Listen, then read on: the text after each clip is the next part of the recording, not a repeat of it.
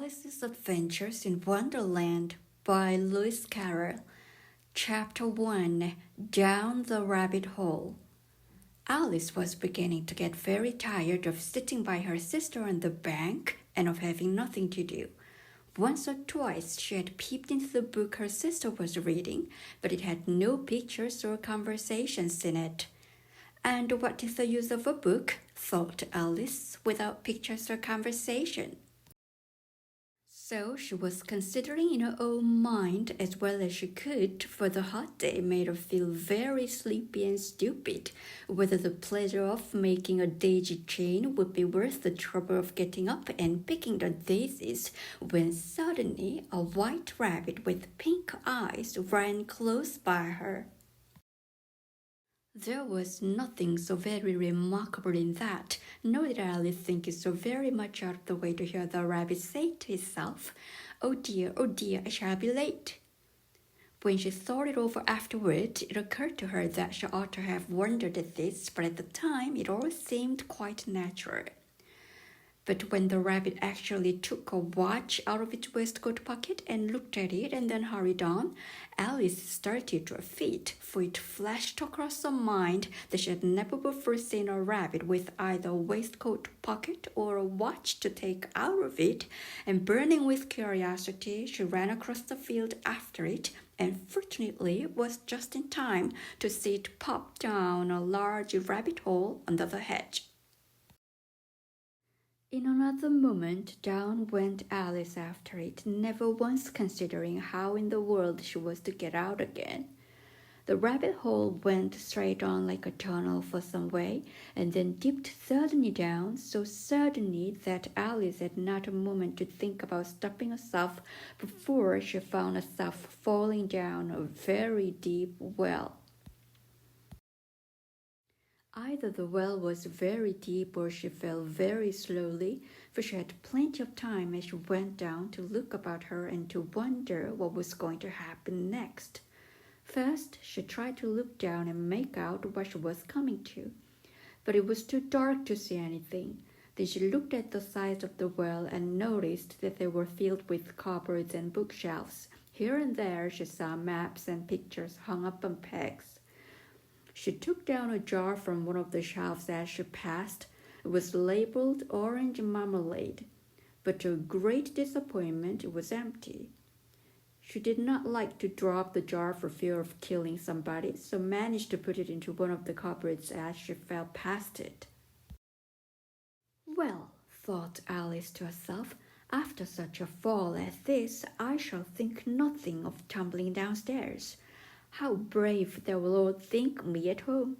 Why, I wouldn't say anything about it, even if I fell off the top of the house, which was very likely true. Down, down, down. Would the fall never come to an end? I wonder how many miles I've fallen by this time, she said aloud. I must be getting somewhere near the center of the earth. Let me see. That would be 4,000 miles down, I think.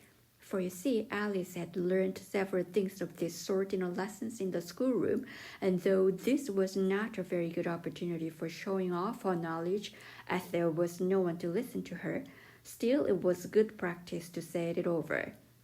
Yes, that's about the right distance, but then I wonder what latitude or longitude I've got to. Alice had no idea what latitude was or longitude either, but thought they were nice grand words to say. Presently she began again. I wonder if I shall fall right through the earth. How funny it will seem to come out among the people that walk with their heads downward. The antipathies, I think. She was rather glad there was no one listening this time, as it didn't sound at all the right word. But I shall have to ask them what the name of the country is, you know. Please, Mum, is this New Zealand or Australia? And she tried to curtsy as she spoke. Fancy curtsying as you're falling through the air. Do you think you can manage it? And what an ignorant little girl she would think me for asking. No, it will never do to ask. Perhaps I shall see it written up somewhere. Down, down, down. There was nothing else to do, so Alice soon began talking again. Dinah will miss me very much tonight, I should think. Dinah was the cat. I hope they will remember her sauce of milk at tea time. Dinah, my dear, I wish you were down here with me. There are no mice in there, I'm afraid, but you might catch a bat, and that's very like a mouse, you know. But do cats eat bats, I wonder? And here Alice began to get rather sleepy and went on saying to herself in a dreamy sort of way, do cats eat bats? Do cats eat bats? And sometimes do bats eat cats? For you see, as she couldn't answer either question, it didn't much matter which way she put it. She felt that she was dozing off and had just begun to dream that she was walking hand in hand with Dinah and saying to her very honestly, now, Dinah, tell me the truth. Did you ever eat a bat? When suddenly, thump, thump, down she came upon a heap of sticks and dry leaves, and the fall was over. Alice was not a bit hurt, and she jumped up onto her feet in a moment. She looked up, but it was all dark overhead. Before her was another long passage, and the white rabbit was still in sight, hurrying down it.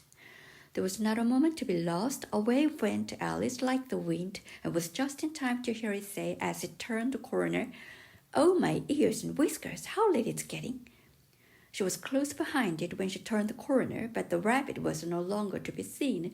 She found herself in a long, low hall, which was lit up by a row of lamps hanging from the roof.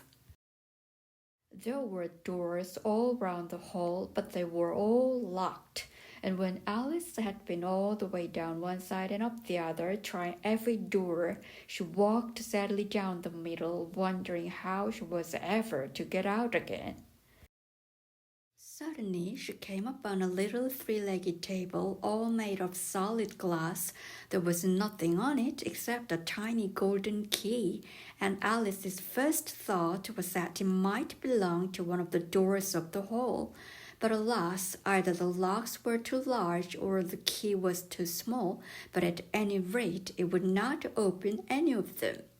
However, on the second time round, she came upon a low curtain she had not noticed before, and behind it was a little door about 15 inches high. She tried the little golden key in the lock, and to her great delight, it fitted. Alice opened the door and found that it led into a small passage, not much larger than a rat hole. She knelt down and looked along the passage into the loveliest garden you ever saw.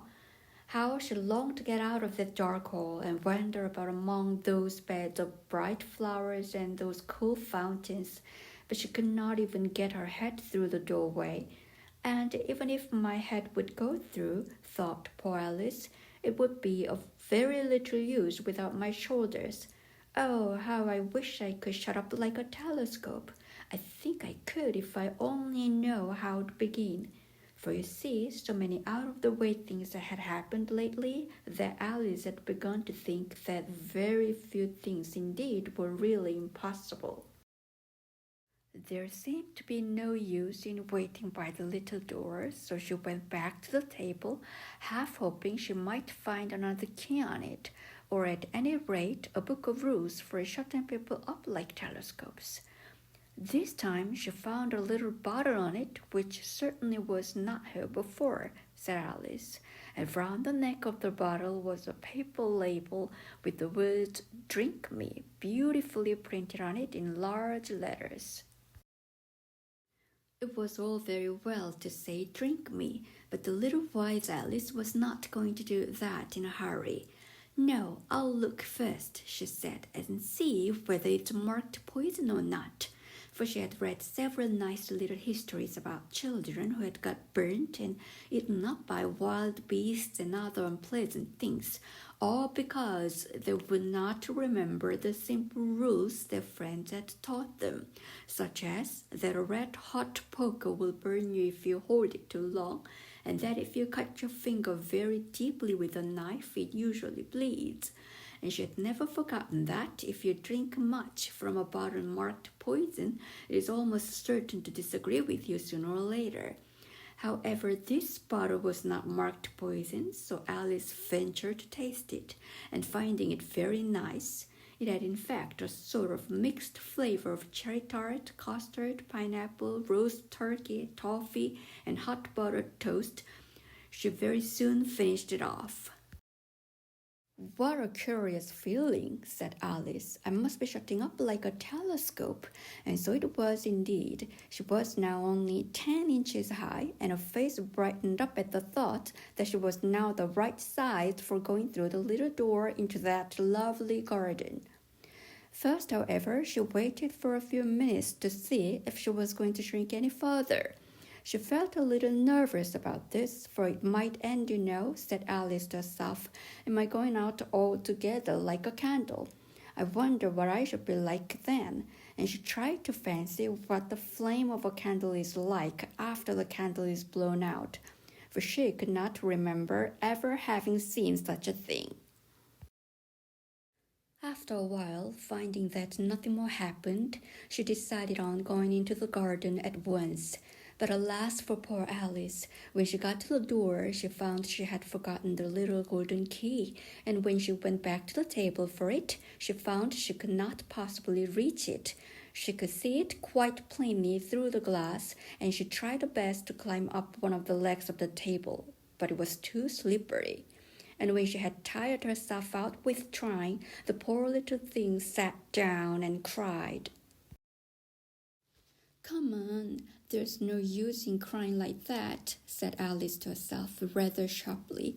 "I advise you to leave off this minute." She generally gave herself very good advice, though she very seldom followed it, and sometimes she scolded herself so severely as to bring tears into her eyes. And once she remembered trying to box her own ears for having cheated herself in a game of croquet she was playing against herself. For this curious child was very fond of pretending to be two people. "But it's no use now," thought poor Alice, "to pretend to be two people. Why, there's hardly enough of me left to make one respectable person." Soon her eye fell on a little glass box that was lying under the table. She opened it and found in it a very small cake on which the words "Eat me" were beautifully marked in currant. "Well, I'll eat it," said Alice, "and if it makes me grow larger, I can reach the key, and if it makes me grow smaller, I can creep under the door. So either way, I'll get into the garden, and I don't care which happens." She ate a little bit and said anxiously to herself, "Which way, which way?" holding her hand on the top of her head to feel which way it was growing, and she was quite surprised to find that she remained the same size. To be sure, this generally happens when one eats cake, but Alice had got so much into the way of expecting nothing but out-of-the-way things to happen that it seemed quite dull and stupid for life to go on in the common way. So she set to work and very soon finished off the cake. End of chapter.